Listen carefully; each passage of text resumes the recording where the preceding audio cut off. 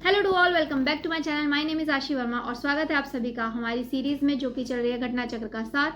और ये है उसका पार्ट 6। अभी तक हम इसके 5 पार्ट्स बना चुके हैं, तो अगर आपने उनको नहीं देखा है आप उनको भी देख सकते हैं, जिसमें हमने घटना चक्र से दिए हुए काफ़ी सारे इंपॉर्टेंट टॉपिक्स को कवर कर लिया है। और आज भी हम कवर करने वाले हैं 2 बहुत ही ज़्यादा इंपॉर्टेंट टॉपिक्स को। तो इस सीरीज़ में हम घटना चक्र में दिए हुए सभी टॉपिक्स को उनके कंटेंट से निकाल कर एक क्रोनोलॉजिकली लिख लेते हैं, ताकि हमें वो पेपर से पहले बहुत ही जल्दी क्विक रिवाइज करने के लिए आसान रहे। और यहाँ हम उनको डेट और ईयर वाइज लिखते हैं ताकि वो याद करने में आसान रहे और हमारे लिए चीज़ें बहुत ज़्यादा क्रिस्टल क्लियर होती चली जाए। ये नोट्स मैं पर्सनली अपने लिए बना रही हूँ, और जिन लोगों के पास ये बुक है और उन्होंने पढ़ रखा है तो उनके भी रिवाइज करने के लिए काफ़ी ज़्यादा इंपॉर्टेंट है और अच्छा रहेगा। और जिनके पास वो बुक नहीं है उनके लिए तो है ही काफ़ी ज़्यादा इंपॉर्टेंट और यूजफुल थिंग, क्योंकि हम एक ही पेपर पे जल्दी से जल्दी ज़्यादा से ज़्यादा चीज़ों को कवर कर लेते हैं। तो चलो बिना किसी देरी के वीडियो शुरू करते हैं। आज के हमारे 2 इंपॉर्टेंट टॉपिक हैं, Rowlatt act and Jallianwala Bagh plus खिलाफत मूवमेंट। ठीक है, तो वैसे तो हमें इनके ओवरव्यू सब कुछ पता ही है कि क्या हुआ था, कब हुआ था, लेकिन फिर भी अभी आप जब इनको एक साथ डेट वाइज लिखा हुआ देखोगे और उसको याद करोगे ना, तो आपको बहुत ही ज़्यादा अच्छे से क्लियर हो जाएंगी चीज़ें। और शायद हो सकता है एक दो छोटी छोटी चीज़ें जो अभी तक थोड़ा कंफ्यूज करती हूँ वो अब इससे क्लियर हो जाएंगी। तो चलो वीडियो को स्टार्ट करते हैं। हमारा आज का टॉपिक जिसे हम एक ही पेज के अंदर कवर करने वाले हैं, स्टार्ट करते हैं Rowlatt act and Jallianwala Bagh 1919 से।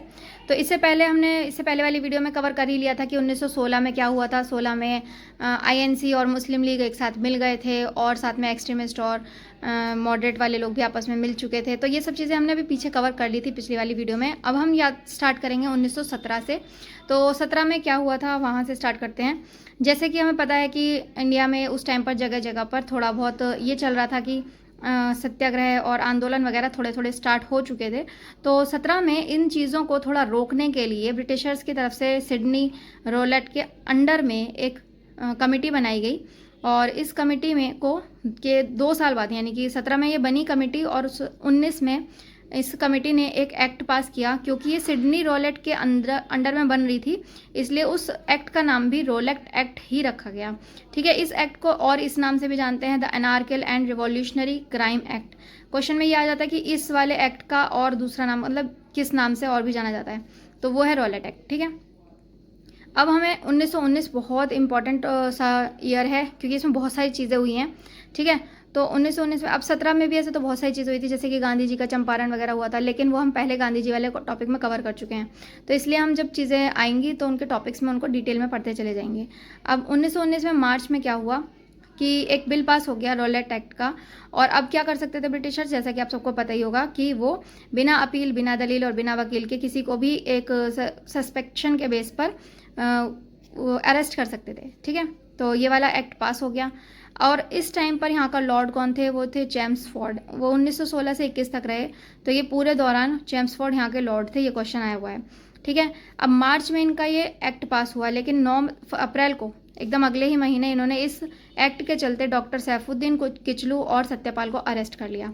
अब इनको जो अरेस्ट कर लिया, तो इस बात पे यहाँ के लोग भड़क गए और उन्होंने 13 अप्रैल, सिर्फ 2 या 3 दिन के अंदर अंदर, 3-4 दिन में इन्होंने क्या किया, जलियांवाला बाग में एक मतलब सारे लोग मिलके बात ही कर रहे थे बस। तो इसी चीज़ में उन लोगों ने जलियांवाला बाग में मैसेकर, यानी कि उनका एक बहुत बड़ा हत्याकांड कर दिया गया जनरल ओडायर के द्वारा। और इस चीज़ का ये तो हमें डिटेल में हमने पढ़ा हुआ है, ये हम सिर्फ रिवीजन के तौर पर पढ़ रहे हैं जल्दी जल्दी से। ठीक है, तो 13 अप्रैल को ये वाला जलियांवाला बाग हत्याकांड हो गया था।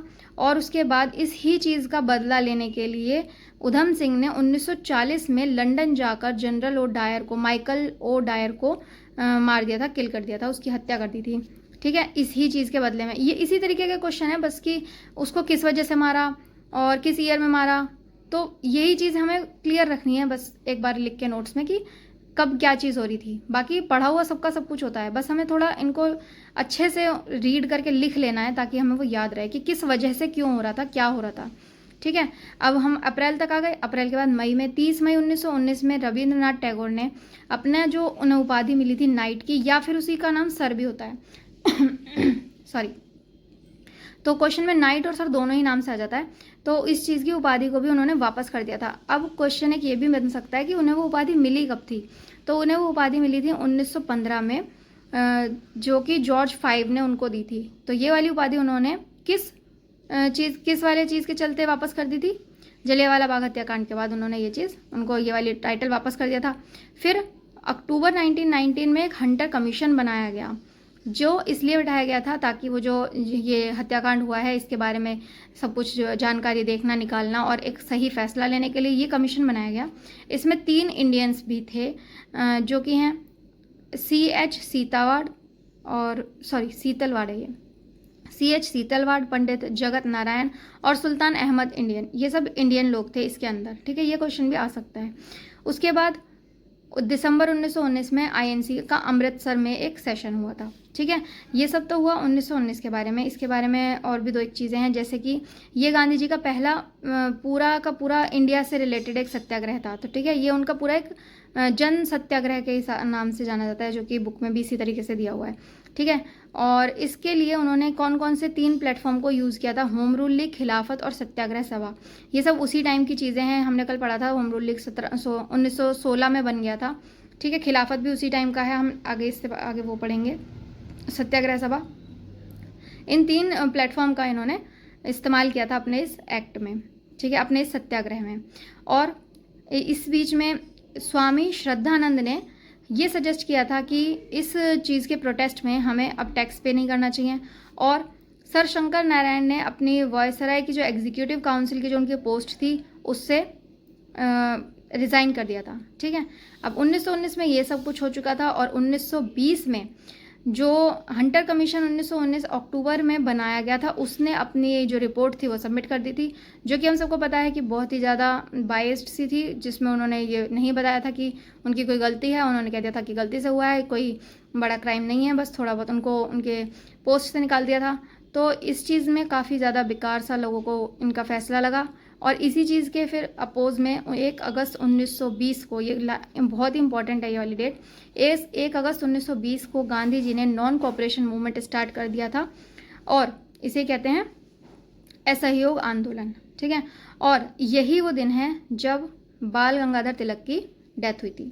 तो 1 अगस्त 1920 को नॉन कोऑपरेशन मूवमेंट भी स्टार्ट हुआ, और सेम डे पे ही बाल गंगाधर तिलक की भी डेथ हुई, और वो इससे आगे की चीज़ को नहीं देख पाए। ठीक है, तो इस तरह से हमारा रॉलेट एक्ट और उसके रिलेटेड जलियांवाला बाग हुआ।